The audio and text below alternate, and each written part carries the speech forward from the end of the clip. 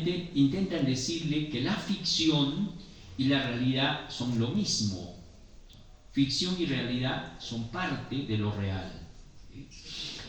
Finalmente yo invito a leer a todos los presentes esta novela, aunque no seamos lectores saorís que exige el texto, pero tengo la plena certeza de que lo vamos a disfrutar. Gracias.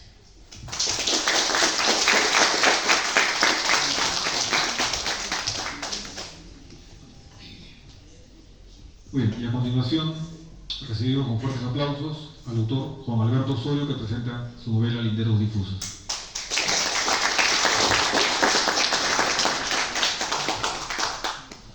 Bien, en primer lugar quiero agradecer al profesor Juan Yufra por esta invitación que me permite visitar este local donde transcurrió mi vida por más de 30 años, en estas aulas, en estas oficinas que ya no son las mismas, las han transformado, hasta 2012, en que me retiré.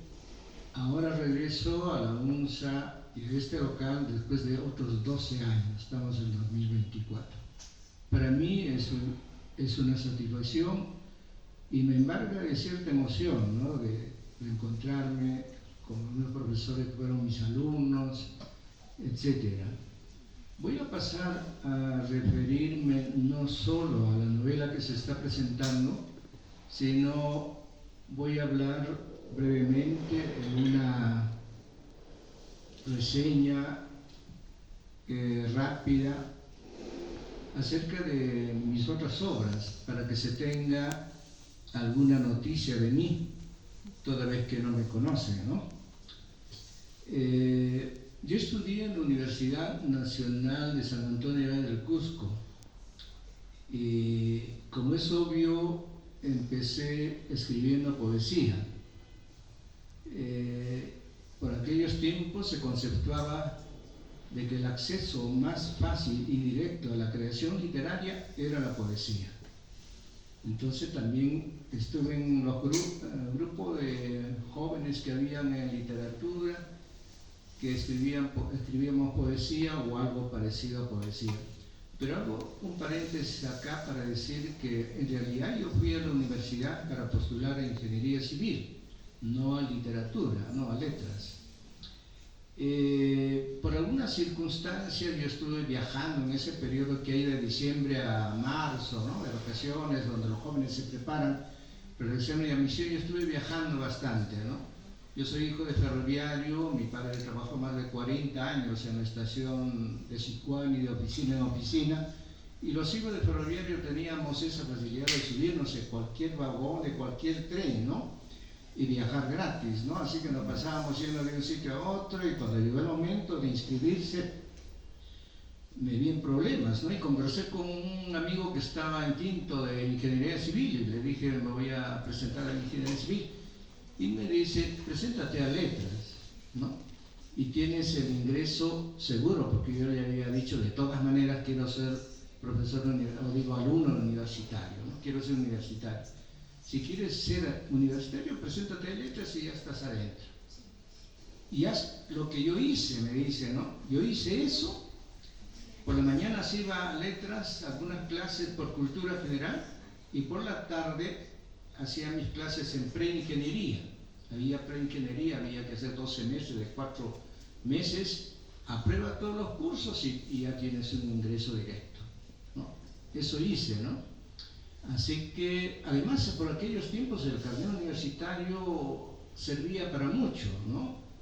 No solo en el transporte público, en algunas librerías con el carnet hacían un descuento especial, también en los cines se pagaba con un descuento, ¿no? Entonces, y además el carnet servía para un prestigio, otorgaba cierto prestigio social, ¿no? Decir, soy universitario. Bueno, entonces todo esto ocurrió, y en letras, a las clases que iba, conocí a un muchacho que era de Lima, y era extraño que un limeño vaya al Cusco a estudiar literatura, ¿no? Es un absurdo.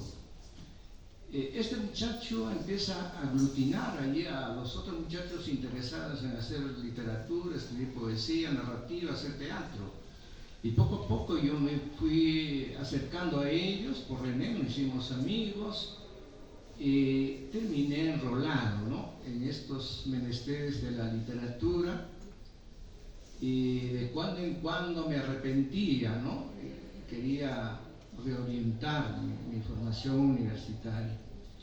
Bueno, terminamos así y en la universidad escribí en ese periodo algunos poemarios, esos poemarios que ustedes considerarían ahora esas ediciones prehistóricas, ¿no? A mimeógrafo, teníamos que picar los esténciles, malograrnos la mano con pintura, etc. Eran ediciones rústicas, ¿no? Al final, estando ya en tercero o cuarto, se me metió una idea un poco absurda, ¿no? Ya no estar escribiendo esos pequeños poemas, sino escribir un gran poema, ¿no? Y me propuse escribir un poema de 1000 versos, ¿no?, distribuidos en 100 cantos y cada canto con 10 versos. Estaba un poco influido por las lecturas de la comedia humana, ¿no?, porque ahí se hace se planifica, ¿no?, la obra. Algunas obras solo existen en el título, otras han avanzado un poco, ¿no? Yo también planifiqué, ¿no?, todo esto. Los amigos me decían, es una locura, ¿cómo vas a hacer eso?, ¿no? Y llegué hasta más de 50 cantos, hasta más de la mitad, ¿no? Y surgieron algunos problemas que yo ya llevaba trabajando en la universidad 3 semestres. Surgieron unos problemas políticos en la universidad y me vi sin trabajo, y un anuncio que hacía la Universidad de Huamanga me llegó a Ayacucho, ¿no? Y la primera vez que vi el anuncio dije, Ayacucho, tan lejos y desconocida, ¿no? Y tuve que ir allá y gané la plaza, y la exigencia académica en Huamanga era fuerte, ¿no? En Cusco ya había dictado 6 horas, 4 horas, ¿no? Y en Huamanga me dieron 18 horas, ¿no?, de distintos cursos de literatura y de lengua española, así que había que esforzarse al máximo, ¿no? Además, no iba a volver al Cusco, porque me sacaron del Cusco y no iba a volver al Cusco, ¿no? Tenía que consolidar mi presencia humana. Un poco que la poesía quedó relegada por estas preocupaciones académicas, pero la universidad publicó libros en ocasión de su tricentenario, y los amigos que conocían estos poemas me dijeron, lo presentamos, y la universidad publicó este libro con otra portada, por cierto, con el título de Inausis y otros poemas. Ese poema extenso, que aquí aparece con 50 cantos, o sea, la mitad, titulaba Inausis, ¿no? Entonces se hace la primera edición en Huamanga. Esta es la edición, una segunda edición que se hizo acá en la UNSA. Y la tercera, esta es la tercera hecha en mi tierra, en Sicuani, yo soy de allá, en ocasión de los 50 años de la escritura de este texto poema titulado Inausis. Bueno, los poemas tratan de temáticas diversas, ¿no? Lo más rescatable ha sido seleccionado e integrado en este volumen, que se ha ido repitiendo, digo que ya tiene una tercera edición. En mis años en Huamanga me voy distanciando de la poesía y derivando a la narrativa, ¿no? Escribo algunos textos narrativos. Ustedes saben que la Universidad de Huamanga en esos tiempos tenía un profesorado proveniente mayormente de Lima. Los profesores de literatura y de lingüística eran de San Marcos, de la Católica de Lima. Había uno de Trujillo, otro de Cajamarca, otro de Ica, y unos 2 o 3 profesores de Huamanga. Habían profesores extranjeros, ¿no? Una profesora de francés que había sido piloto en la Segunda Guerra Mundial, un profesor de inglés, Tony Lawrence, gran amigo mío, que había llegado a Huamanga 30 años antes, huyendo de la guerra en Europa, ¿no? y encontró en Ayacucho un remanso de tranquilidad, ¿no? Allí se integró bien a la sociedad, pero salió huyendo después de 30 años cuando empieza la violencia por esa zona, ¿no? En fin, esa es la situación, y se publica poco después este primer libro de cuentos que titula El hijo mayor, que tiene 2 ediciones, una auspiciada por la Municipalidad Provincial de Cusco y la segunda por la editorial San Marcos, que no tiene nada que ver con la Universidad de San Marcos, ¿no? Esta editorial San Marcos la dirigió un señor Aníbal, este señor debe estar el nombre acá, y así ha hecho un aporte enorme el editor con la narrativa peruana. Aníbal Paredes Galván murió hace 2 o 3 meses y han hecho un homenaje, porque ha impulsado tanto la literatura que ha publicado cerca de 60 títulos de libros de cuentos y novelas. Mi libro tiene el número 38, ¿no? 38. Ahora, los cuentos que aparecen en este libro son de temática diversa, ¿no? Y obviamente la diégesis se desarrolla en espacios distintos que corresponden a las ciudades en las que yo viví: Sicuani, Cusco, Ayacucho, Lima y Arequipa, ¿no? Hay unos textos rescatables, estuve revisando en estos días, y en su momento este libro ha tenido comentarios favorables, reseñas favorables. Recuerdo, por ejemplo, que Marco Martos hizo una reseña en el suplemento del Diario Peruano por aquella época, ¿no?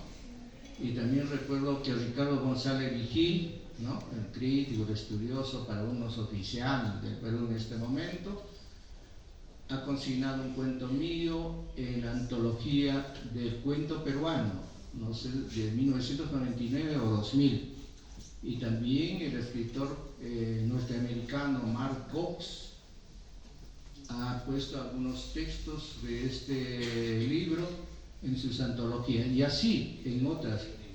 Sí, se han difundido los cuentos de este libro. Y después, con la misma editorial San Marcos, se publicó esta novela que titula La Frontera, ¿ya? Esta novela, cuando yo escribo esta novela, me propongo seguir un curso, una progresión, ¿no?, que empezara en esta novela y continuara en las otras. Entonces, por ejemplo, en esta novela aparece un profesor de literatura que llega a la Universidad de Huamanga, es joven, la violencia política que duró del 80 al 90 ha desaparecido, hay tranquilidad, y este joven profesor recuerda que en 1982 se había realizado en la Universidad de Huamanga un evento literario, el más grande evento sobre narrativa peruana, donde habían asistido 16 escritores, entre escritores y críticos literarios. Él está interesado en acopiar datos e informaciones sobre ese evento, ¿no? Y hurgando los archivos encuentra documentos un poco burocráticos, administrativos del evento, pero junto a ellos aparece un relato de 2 o 3 páginas. En este relato se habla del evento, pero desde una perspectiva un poco desaforada, imaginativa, ¿no?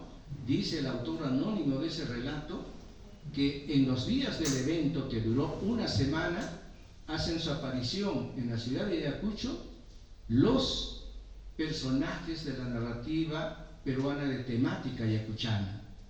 Se les ve caminando por las calles conforme lo habían hecho en décadas pasadas, ¿no? se refería a los personajes de los cuentos de Julio Ramón Ribeiro y Osvaldo Reynoso. En uno de los pasajes, este relato anónimo dice que uno de esos personajes se aproxima a la universidad, al Paraninfo universitario donde se llevaba a cabo el evento, ¿no? Y intercepta a un profesor y le dice: profesor Marcial, ¿es posible que yo exponga una ponencia en nombre de todos los personajes de la narrativa peruana o narrativa de temática ayacuchana? El profesor se sorprende, ¿no? Primero porque como este personaje extraño, ¿no?, venido de otros tiempos, con una vestimenta del pasado, se dirigía a él por su nombre, ¿no? Y segundo, ¿no?, le estaba pidiendo algo absurdo. Le dice: no, eso no se puede. ¿Pero por qué? Porque nunca se ha visto tal cosa, le dice el profesor. Nunca se ha visto que un personaje vaya a presentar una ponencia en un evento de narradores, ¿no? Y bueno, y después también dice el relato que hace su aparición en la proximidad del Paraninfo otro personaje, ¿no?, que habla con una profesora que pasaba y repasaba y que evidentemente era de la comisión organizadora, y le dice: profesora, ¿el novelista Osvaldo Reynoso está allí?, le pregunta, ¿no? Y la profesora le dice: no, no ha llegado. Había comprometido su presencia, pero no ha llegado, algún contratiempo habrá tenido. Y el personaje le dice: señorita, eso no se hace, nos tiene abandonados desde hace 30 años, ¿no? Se refería a que Osvaldo Reynoso en 1965 anuncia en Lima que está escribiendo 3 libros, una trilogía novelística, da los títulos incluso, y dice además que en días próximos publicará un fragmento, y efectivamente en la revista Visión del Perú número 2 aparece un fragmento de una de las novelas, ¿no? Y este personaje que estaba reclamando la presencia de Osvaldo Reynoso en ese evento aparece en ese texto, ¿no? Y con fundada razón dice que los tiene abandonados durante 30 años, porque después Osvaldo nunca continuó este proyecto, es un proyecto abandonado por él, ¿no? Y así, como verán, en la novela hay un tratamiento metafictivo, ¿no? Hay una metaficción, o si quieren también en el plano de la escritura, un procedimiento metaliterario, ¿no? Hay una relación allí que se va a continuar en las siguientes obras. Esa es la primera línea percibida por la crítica. Yo ya diría que esta novela además desarrolla otras temáticas, ¿no?, secundarias, por ejemplo, la temática de la violencia, pero muy secundariamente. Ustedes saben que la literatura de la violencia, los libros que tratan, las novelas que tratan de la literatura de la violencia, nos presentan frontalmente lo que sucede, ¿no?, desde adentro. Aquí en la novela hay 2 o 3 alusiones a la violencia, pero en función de la atmósfera, del miedo, del temor que generan esos actos, que se presentan antes y después de los sucesos, ¿no? Diría yo que lo que se produce aquí es sobre todo una relación que podríamos llamar secundaria, es decir, no aparece como preocupación central la violencia, sino que es un sustrato la novela, la violencia, un sustrato que se asoma en toda mi narrativa de manera esporádica, ¿no?, de manera secundaria, y que está en toda la diégesis, ¿no? Entonces ese sería un tema secundario. Y otro sería las migraciones, ¿no? La Universidad de Huamanga, cuando yo llegué, me llamó la atención, ¿no? El alumnado procedía prácticamente de todo el Perú. Yo tenía alumnos de Tumbes, de Piura, de Chiclayo, de Trujillo, de Cajamarca, del norte de Lima, Huaral, Huacho, de Lima mismo, de Chincha, Ica, Pisco, alumnos de Apurímac, no había universidades en Apurímac, del centro del país, de la selva, ¿no? De Tocache, de Tingo María. O sea, los alumnos tenían una procedencia así, ¿no? Y esto podría ser germen para una ficción, ¿no?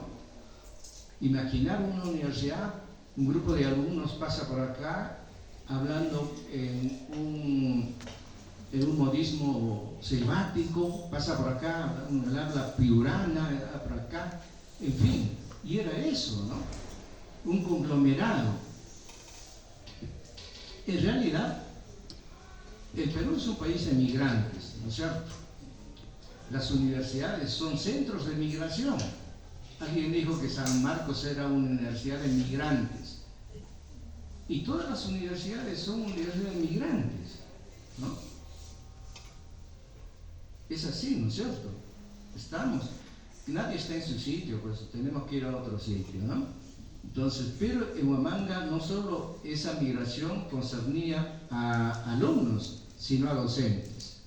El 80% de la docencia en todas las carreras provenían de otras ciudades, básicamente de Lima. Y en literatura les he dicho que venían de San Marcos, de la Católica, de Trujillo, de Cajamarca, de Ica, en fin, eran unos cuantos ayacuchanos aquí. Entonces, esas son las líneas básicas de esta novela, La Frontera, que ha sido estudiada ampliamente, como todo mi narrativo, por algunos estudiosos. Por ejemplo, el primero de ellos fue Mauro Mamani, ¿no? Que hizo un estudio extenso. Después Saúl Domínguez en Tacna ha hecho otro trabajo, y últimamente Jorge Terán Morbelí también ha revisado toda mi narrativa, ¿no? Después publiqué este pequeño libro de cuentos que titula Alto de la Luna, que es el nombre del barrio en el que vivo desde hace 40 años acá. Es también de temática diversa, aunque hay algunos, estuve revisando algunos cuentos realmente rescatables. Creo que voy a reunirlos para hacer un volumen, ¿no? Por ejemplo, aquí hay un pequeño relato que titula El personaje. Y en este texto hay un narrador, ¿no? Que es personaje, pues un narrador que crea un personaje y a quien le encomienda ciertas funciones, ciertas acciones, ¿no? Pero resulta que ese personaje no hace las cosas que le indica el personaje narrador, va por su cuenta, por su lado, ¿no? Se declara en rebeldía. Entonces terminan peleando personaje y el autor, ¿no? Y se marcha el personaje, ¿no? Abandona al autor. Y eso crea una situación especial, ¿no? Fíjense ustedes, los personajes al interior del relato empiezan a discutir, a hacer su vida propia, ¿no? Y terminan saliéndose de la ficción, ¿no? Saliéndose de la ficción, abandonan la ficción, pese a los reclamos del autor, ¿no? El autor se queda allí como un padre que ha sido abandonado por sus hijos, pero esperando que regresen, ¿no? Para continuar con el relato, ¿no?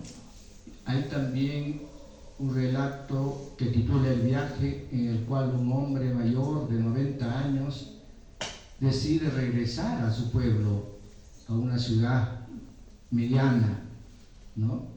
Hace su maleta, deja un mensaje a su familia, toma el tren y se va. Llega a la ciudad, sale del andén, toma un mototaxi y cuando el vehículo lo está conduciendo a su domicilio, estaba regresando a su casa después de 40 años. No sabía siquiera quiénes vivían allí ya en este tiempo transcurrido, pero imagina que está volviendo a su tierra y en el trayecto se pone mal, ¿no? Palpitaciones del corazón, las sienes, se pone mal, la vista se desnubla. Estuvo observando atentamente por la ventanilla, ¿no? Reconociendo su ciudad, Y de repente su ciudad se convierte en una ciudad ajena, desconocida, ¿no? Y se insinúa que muere en el vehículo, ¿no? El personaje. Entonces, eso es lo que hay en esta novela. Y después aparece esta novela, El tercer domingo. Ya no voy a referir a las cosas un poco anecdóticas que existen allí, sino en lo que me interesa como una isotopía, ¿no? Porque todas estas cosas que yo proyecto conforman una isotopía que tiene que desembocar en algo. En este caso, esta novela presenta las vicisitudes, las tribulaciones de alguien que se propone escribir una novela, ¿ya? En una reunión, un poeta ya mayor anuncia que está escribiendo una novela. Lo aplauden, siguen bebiendo con mayor entusiasmo, ¿no? Y así, periódicamente, este personaje informa al grupo, a sus amigos, el avance de la novela, ya les cuenta algunos pasajes, discuten sobre eso, y al concluir un año, él hace otro anuncio y dice que la novela ya está concluida, está revisada y que ahora tiene un nuevo problema, que es cómo publicar, porque no tenía dinero. Además, tenía que buscar a algún escritor de prestigio que escribiera el prólogo o la presentación. El grupo se pone a discutir y acuerdan financiar todos la publicación de la novela, ¿no? Y en cuanto al autor que haga el prólogo o la presentación, un profesor jubilado allí dice: ¿para qué vamos a mendigar una presentación a escritores que nos dirán que no tienen tiempo, que van a ausentarse, etcétera? Aquí hay una intención de parodiar al Quijote, ¿no? Al Quijote. Finalmente ese profesor dice: yo escribiré el prólogo, ¿no? Y resulta que el que anuncia la novela fallece de un infarto que conmociona al grupo. Después del sepelio hablan con los familiares, le dicen que tenía una novela concluida, que ellos lo van a publicar, revisan en el escritorio de este personaje todo y no encuentran la novela, sino unas hojas, ¿no? 5 o 6 hojas donde habían apuntes de algunas cosas que él les contaba. En conclusión, la novela no existía, ¿no? Pero existe la novela que da cuenta de ella, ¿no es cierto? Entonces, ese es el mecanismo que aparece en esta novela, referida a un autor o posible autor de una novela. Y la cuarta novela que titula Peregrinación de Pompeo José. Esta novela, dejando de lado las otras líneas temáticas, los otros ejes temáticos, y circunscribiéndome en la isotopía que me está guiando desde la primera novela, presenta las tribulaciones, las vicisitudes de un lector de novelas, una persona que va a leer una novela por primera vez, ¿no? Y que además abominaba la literatura, aborrecía la literatura. Es un ingeniero civil que lee muchas cosas menos novela. Dice: no, yo no puedo malgastar mi tiempo en esas cosas, ¿no? Es un ingeniero jubilado que vive en un condominio solo, es viudo. Sus hijos ya mayores han hecho su familia por otro lado, lo visitan de vez en cuando, él baja al parque del condominio, pasea por los alrededores, luego se va al centro de la ciudad a pasear, es un paseante de la vida, ¿no? Y un día lo visita un amigo con un libro en la mano, ¿no? Y él le dice: ¿qué es eso? Es una novela, le dice, te la dejo, ¿no? No, le dice, no, yo no estoy para esas cosas, ¿no? Y el amigo, cuando se despide, le pone ahí el libro en un borde de su escritorio, le dice: léela, no seas terco, así te vas a distraer un poco, ¿no? Y se va. Desde ese día se establece una relación entre este posible lector y la novela, pero la novela como objeto, como libro, lo mira todos los días, ¿no? Pero no se acerca. Un día lo toma en las manos, ve la parte exterior y lo vuelve a poner, ¿no? Hasta que un día se anima a leer la novela, ¿no? Pero antes de empezar con este acto de lectura, da una mirada a distintos lugares, como si quisiera que nadie lo viera, acometiendo ese acto que siempre había denigrado, ¿no? Empieza la lectura, lee un párrafo, sigue y termina el primer capítulo y se queda pensativo y dice, ¿cómo pueden ocurrir estas cosas, ¿no? Absurdas. Cuando se reúne con los otros, habían unos amigos de él, jubilados como él, en el parque del condominio, empiezan a hablar de esto y les cuenta así, ¿no? Entonces verán que aquí el problema es el lector, que termina entusiasmándose por la novela, ¿no? Por esta primera novela que lee y después sale a buscar otras novelas, ¿no? Entonces se gana un lector. Ahora, con respecto a la novela que estamos presentando, que esta es ya la tercera presentación, en Tacna, la profesora Teresa Torres, que de repente Goyo lo conoce porque ha hecho maestría y doctorado en San Marcos, ha hecho la presentación de esta novela. Goyo ha visto algunos aspectos. Quizá aquí podríamos hablar de algo, ¿no? Siempre se ha dicho el autor en su laberinto. ¿Por qué no podemos hablar ahora del lector en su laberinto, ¿no? O sea, hay varias lecturas de la novela, ¿no? En fin. Y lo que me interesa en esta novela es que hay una novela al interior de la novela, ¿no? Que se superponen, ¿no? Y al final hay una confusión, el personaje es el mismo, el autor, porque mueren en las mismas circunstancias, etcétera, ¿no? Entonces también se apela a un elemento de metaficción acá. Pero yo quisiera añadir a dos aspectos que no se han tocado, o a uno quizá que aparece en esta novela. Hay una historia que podríamos llamar historia A, que es la novela, la supuesta novela que existe al interior de la novela y que se comenta capítulo tras capítulo, ¿no? De una manera secuencial, lógica, ¿no? Pero esta novela está intercalada por otros textos y esos textos no tienen nada que ver con la historia que está contando y además no tienen que ver nada entre ellos. Son textos acausales, ¿no? Y avanzan por sí mismos.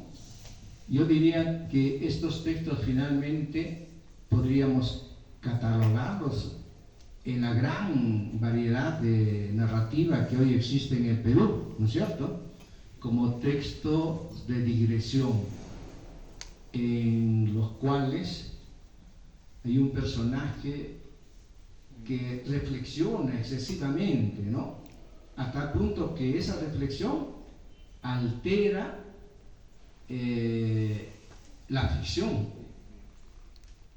Y estas especulaciones que hace el autor terminan supeditando las acciones que se presentan, ¿no? El aspecto accional de la novela está supeditado a la elucubración, a las disquisiciones que hace el personaje, y finalmente el texto desemboca en una novela casi o fragmento casi de catarsis, ¿no? Porque en estos fragmentos hay personajes que dicen, si habría hecho esto de otra manera, ¿no? Entonces hay una actitud de catarsis allí. Entonces eso es lo que se ha hecho hasta este momento en mi trabajo narrativo. Yo en realidad, como dijo Goyo, tempranamente y un poco absurdamente empecé a hacer comentarios y crítica literaria en Lima, ¿no? Es decir, ¿cómo un joven cusqueño de una universidad sin mayor prestigio literario viene a Lima a escribir sobre los autores limeños? ¿No es cierto? Entonces, un día conocí a Julio Ortega y a su esposa, la poeta Cecilia Bustamante, y Julio me llevó al diario Expreso. Conversamos con el director de entonces, el doctor Manuel Dornelas, que me autorizó a publicar en Expreso, ¿no? Para un joven de provincias ver su nombre allí, ¿no? Un artículo pagado además, porque esas notas, esas colaboraciones son pagadas, era un aliciente grande. Recuerdo que el primer artículo que publiqué era sobre un libro de poemas de Julio Ortega, que había publicado sobre Chimbote, porque él es de allá, de Casma, ¿no? Después publiqué un artículo sobre una novela, un libro de poemas surrealistas, ¿no? No sé si ustedes por ahí han leído o conocen el nombre del poeta César Toro Montalvo. Era uno de los pocos poetas surrealistas de Lima, ¿no? Publica un libro titulado Mabú o el meleno de la guitarra, un título absurdo, ¿no? Y así publiqué varias cosas. Después, poco tiempo ya de retorno al Cusco, publiqué notas en un suplemento del diario Ojo que titulaba Garcilaso. Ahí trabajé con el historiador que mencionaste, de literatura peruana, don Augusto Tamayo, ¿no? Colaboré mucho con don Augusto. Después estuve también colaborando en La Crónica Cultural, que era el suplemento del diario La Crónica, ya desaparecido. Pero ese suplemento duró como 8 años, creo, ¿no? Lo dirigía también Augusto Tamayo Vargas, pero en la práctica quien diseñaba todo y organizaba todo era Manuel Pantigoso, un poeta que murió hace poco también, ¿no? Entonces publiqué en La República algunos artículos, también en revistas, y eso fue algo en la que me sentí por primera vez bien pagado por lo que escribía, ¿no? El narrador y crítico literario y de cine Alfonso Latorre Alá, que escribió largamente en El Comercio, me pidió que escribiera para la revista Mundo Nuevo de París, ¿no? Y en esta revista, la primera colaboración que tuve para esta revista fue un desafío que me perturbó. Un día fui a visitarlo a Alfonso al Comercio y me dice: ¿puedes hacer una reseña, un comentario de este libro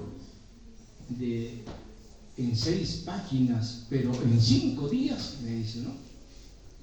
Y yo con la audacia que da la juventud le digo, sí, ¿no? Ya me dice, me sacas de un apuro, porque este libro se lo llevó no sé quién, se lo ha tenido un mes y me lo ha devuelto sin hacer nada. Y de París me están exigiendo una reseña. Así que yo me fui con el libro, tenía una habitación en Dávalos Lison, que es en el centro de Lima, cerca de Quilca, y me puse a ver el trabajo de un libro de Juan Lobelut sobre el boom literario latinoamericano. Y dije, en lo que me he metido, ¿no? Se analizaba todas las novelas publicadas desde ese momento del boom literario, ¿no? Pucha, ¿y ahora qué hago? Así que no me quedó otra cosa que prácticamente encerrarme en la habitación, bajar a tomar mis alimentos. Había una japonesa que tenía un restaurante en los bajos y subía y estaba hasta altas horas de la noche. Así, un esfuerzo tremendo, ¿no? Dije, no voy a quedar mal con Alfonso Latorre, ¿no? Así que el día que me había comprometido, estaba llegando al Comercio casi en la hora pactada, 10 de la mañana. Cuando me vio entrar con unos papeles en la mano, Alfonso dijo, ya, estaba contento. Has terminado, sí. le voy a dar una corregida y la envío hoy mismo a París porque están esperando. Me dice, vamos al cafetín, y me invitó a un desayuno, ¿no? Pero grande fue mi sorpresa que días después me dice, oye, te van a pagar por el artículo, ¿no? Y te vamos a dar 2 ejemplares además, en cuanto llegue. Te van a pagar en dólares, ¿sabes? Y él me entregó un cheque para el First City National Bank, creo que había en Lima, en ese tiempo ya desaparecido. Cuando cobré me sentí afortunado y que si así fuese la literatura siempre, ¿no? Y después publiqué allí poemas, incluso me atreví a escribir un artículo extenso sobre el bilingüismo en el Perú, otro artículo extenso sobre la religiosidad en el Perú, y así creo que publiqué como 5 más 6 o 7 artículos allí, pero bien pagados, ¿no? Bien pagados. Bueno, después, regresé después me vine acá, ¿no? Yo me considero una persona sedentaria, creo que me habría quedado en el mismo lugar donde nací para siempre. Y ese lugar era el Cusco, donde había vivido.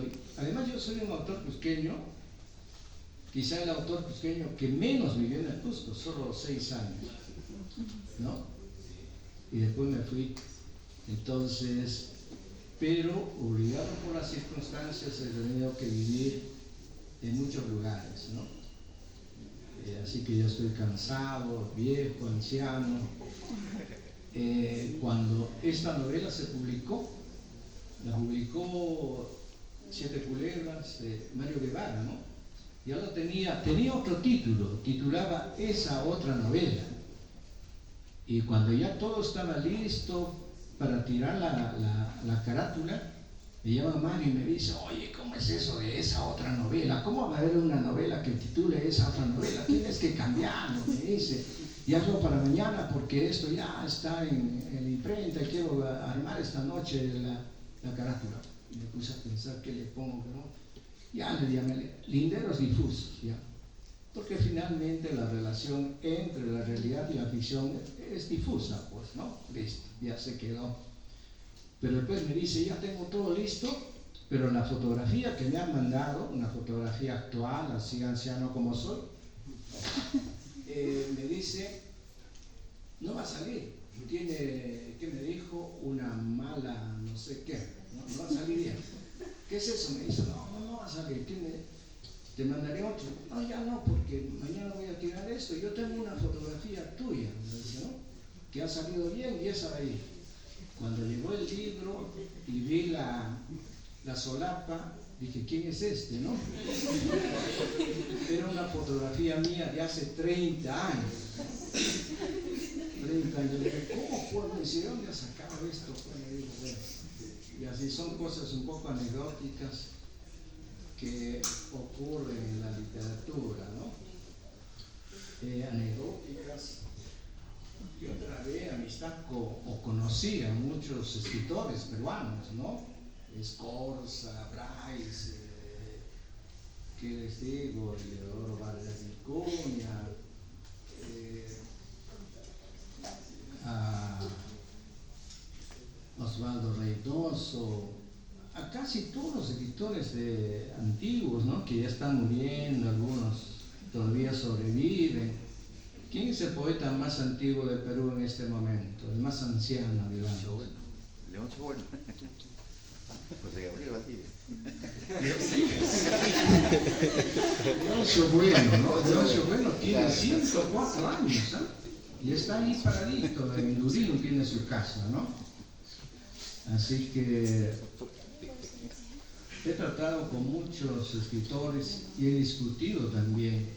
Tuvimos una discusión seria con Manuel Escorza, que era un tipo muy impulsivo, un orador así de plaza, ¿no? Agitador.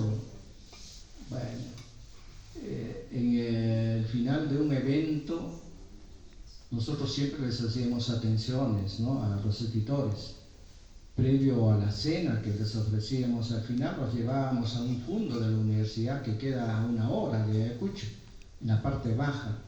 Ahí la universidad tenía viñedos, ¿no? Y compraba el producto de todas las haciendas cercanas. Tenía su planta de procesamiento de vinos y licores. Y a los escritores les gustaba ir allí, pues, porque les decían probar todos los licores que había, ¿no? Y finalmente, cuando se marchaban, la universidad dejaba una bolsa, una cajita con todo para que se lleven a Lima, ¿no? Bueno, un día hicimos eso, y cuando estamos entrando al fondo de la universidad, el ómnibus se atasca y en un pequeño riachuelo, ¿no? Mala maniobra del chofer, y nos quedamos varados pues en medio del río, ¿no? Tuvimos que salir y los escritores se pasaron allí horas, ¿no? Hasta que llegue el próximo ómnibus de auxilio. Y el más desesperado de marcharse de allí era Manuel Escorza, que ya no aguantó más, que esto, en fin. Paró un carro que venía de la selva, ¿no? Y ese fue allí, un carro que llevaba fruta, ¿no? Ese subió. Y yo no me explicaba por qué el apuro, ¿no? de Escorza. Ya después me enteré que él se había comprometido con el rector a grabar una entrevista. La universidad tenía ya su propio canal de televisión, profesores que estaban empezando a hacer esta labor, y él ofreció, pues, ¿no? grabar una entrevista. El rector aceptó a regañadientes, porque ya había tenido un encontronazo en los días anteriores con Escorza. Y Escorza se apareció en el rectorado con una caja de libros pidiéndole al rector que compre 6 o 7 ejemplares de cada una de sus obras, que era un montón. El rector me llamó y me dice, ¿qué hacemos? Le dije, habla con la directora de las bibliotecas, porque en las 3 bibliotecas de la universidad tenemos obras de Escorza. La directora le dijo, sí, tenemos un ejemplar en cada una de las bibliotecas. Y que si quiere comprar un ingeniero, porque el rector es ingeniero, cómprale uno, pues, ¿no? Uno más. Pero él insistía en vender los 6 o 7, ¿no? Así era Escorza, ¿no? Y se pusieron ahí a discutir. Le dijo, finalmente ya, le vamos a comprar 2 ejemplares más de cada obra. Y así fue, ¿no? Ya tenía ese antecedente, y cuando Escorza llega a la cabina de grabación, el profesor estaba de literatura y está listo para hacer la pregunta. Le dice, profesor, ¿cuánto me van a pagar? El profesor quedó sorprendido, ¿no? Mire, yo no sé eso, le digo, ¿no? A mí me han dicho que hagan una grabación de una entrevista, que están las preguntas.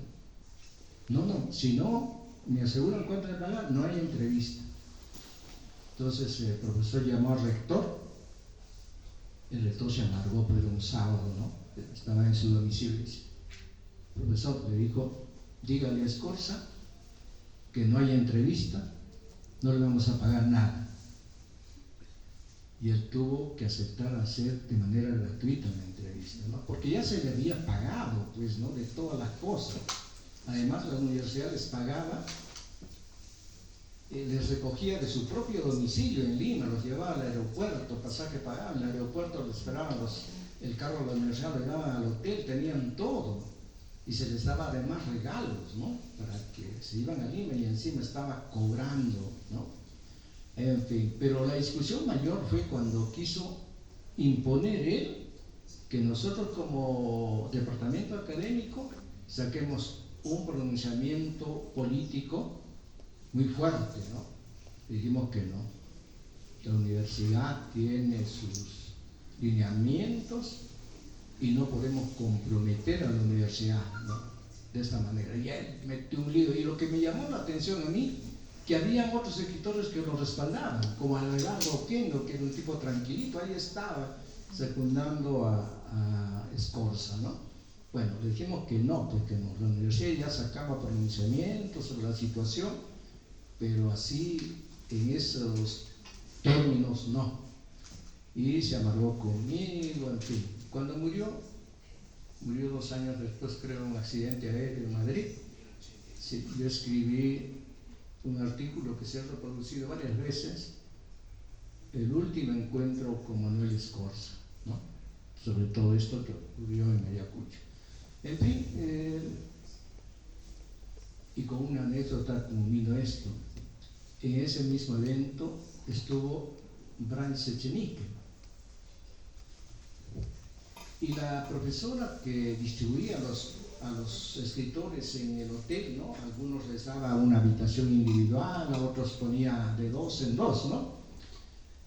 Había puesto a Bryce con Gregorio Martínez. Dijimos, ¿cómo es esto? Esto está mal. Son dos cosas que no se van a entender, ¿no? Bryce, que venía de la aristocracia limeña, todo esto, y Gregorio, que parecía, alguien me dijo, parece chofer de un camión, que no sé qué cosa, ¿no?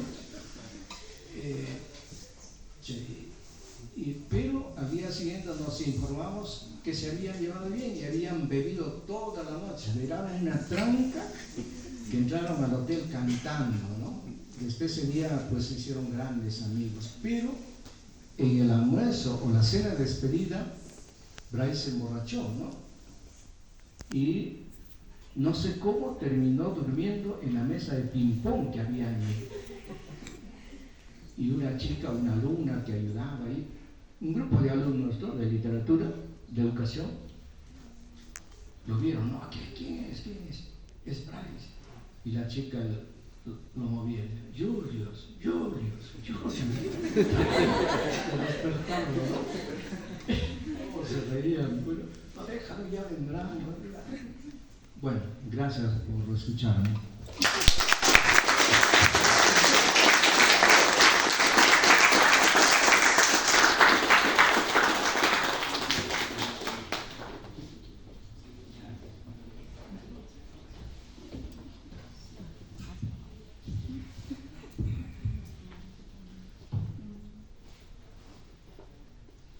Ciertamente, ya para cerrar esta presentación del libro Linderos Difusos del autor Juan Alberto Osorio, quisiéramos hacer entrega de un pequeño presente que espero lo reciba con mucho agrado.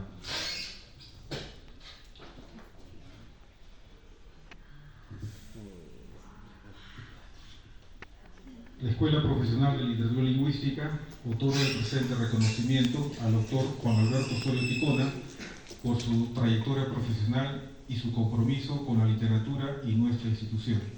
Con sincero aprecio, sus amigos y colegas de la Escuela Profesional de Literatura Lingüística. Arequipa, abril de 2024.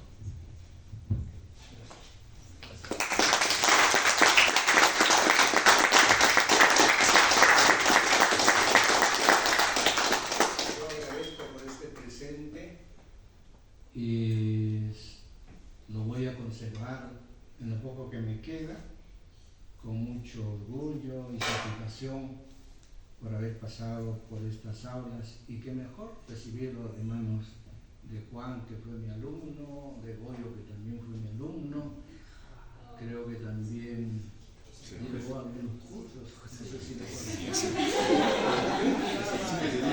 salía, creo, ¿no? Así es la vida. Muy agradecido, y en la distribución de esto le voy a entregar al señor director de la escuela unos libros para que los done, les regale a cada uno de los aquí asistentes, presentes, ¿ya? Bueno. Muchas gracias, doctor. Y a ustedes, por su presencia.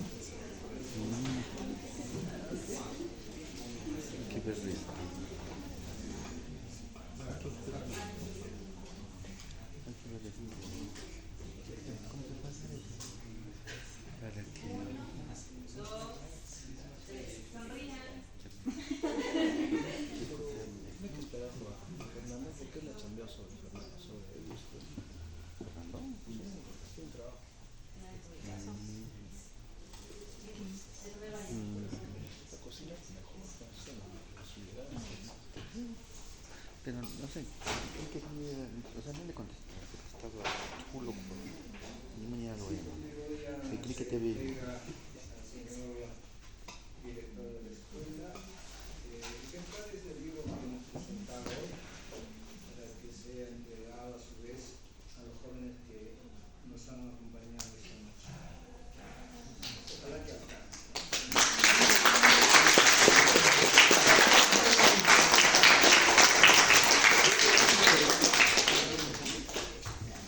Para que alcance tenemos que elegir un criterio.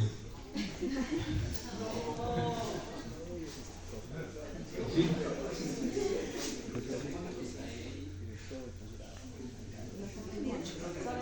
Sí, ahora, y si falta las disculpas del caso, ¿no? Entonces, si tenemos- Si falta, le deja su nombre al profesor. ya, Yo le envío más.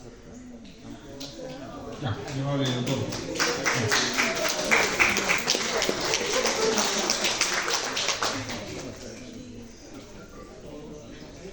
Ya.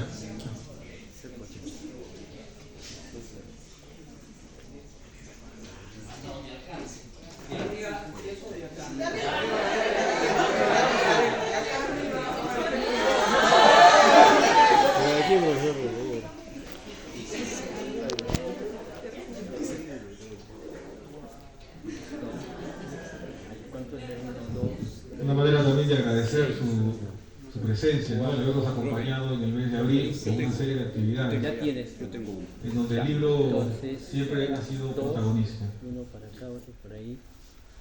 3. Para allá, para los 3 que dice. Y 1, 4. Creo que no va a alcanzar para adelante, unos 4. Aquí hay muchos más, todos acá. No, acá. Solo 3, ya. Para allá, uno para cada uno. Y hay 5, justo.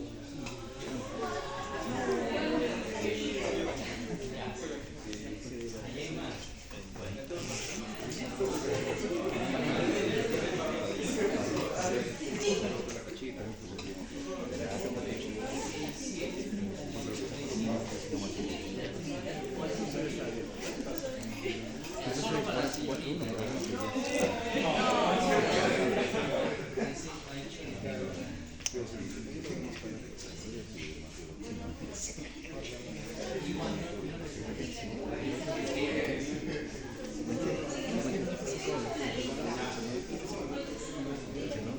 Claro, Chelo está aquí cercano.